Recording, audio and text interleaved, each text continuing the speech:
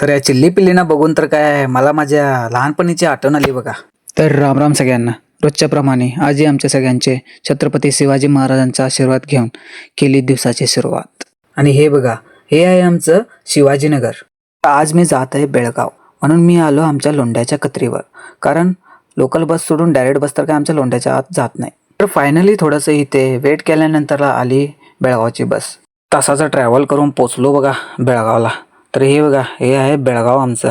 बेळगावमध्ये येऊन माझ्या भावाची स्कूटी घेऊन मी आलो आर्मी कॅन्टीनमध्ये.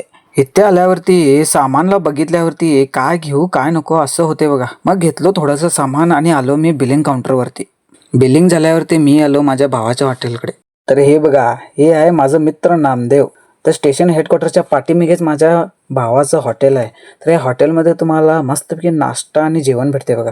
मला तर लागली होती भूक, म्हणून मी खाल्लं मस्तपैकी गरम वडापाव. तेवढ्यात ही स्कूलची पोरं आली आणि या स्कूलच्या पोरांना बघून मला पण माझे पहिलाचे दिवस आठवण आले बघा. पहिलाचे दिवस एकदम मस्त होते बघा. काय टेन्शन नाही, कुणाचा आराम. मग त्याच्यानंतरला आलो इलेक्ट्रिक स्कूटरच्या शोरूममध्ये.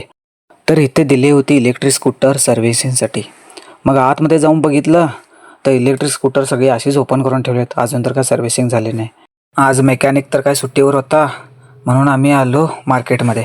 मार्केटमध्ये येऊन थोडंसं शॉपिंग केलं. शॉपिंग तेन करून जे सामान घ्यायचं आहे ते घेतलं. मग आजचा दिवस आमचा झाला पूर्ण इथेच. तर चला भेटूया माझ्या नेक्स्ट व्लॉगमध्ये.